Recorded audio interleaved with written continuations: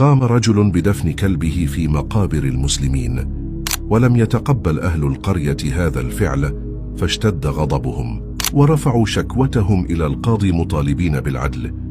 استدعى القاضي الرجل وسأله بصرامة: كيف تجرؤ على دفن كلب في مقابر الناس؟ هل هذا استهزاء بحرم الموتى؟ أجاب الرجل بهدوء: مولاي القاضي، لم أفعل إلا تنفيذا لوصية كلبي، فقد أوصاني قبل موته أن أدفنه هناك. قال القاضي: هل يحق لك أن تدفن كلبا في مقابر الناس ثم تستهزئ بنا؟ فأجاب الرجل: يا سيدي، لقد أوصاني أيضا أن أهب للقاضي 1000 دينار بعد دفنه. قال القاضي: رحم الله الكلب الفقيد. فتعجب الناس من قاضي المقابر وكيف غير رأيه في الحال، فقال لهم: لا تتعجبوا، فقد تأملت في أمر هذا الكلب الصالح فوجدته من نسل كلب أهل الكهف.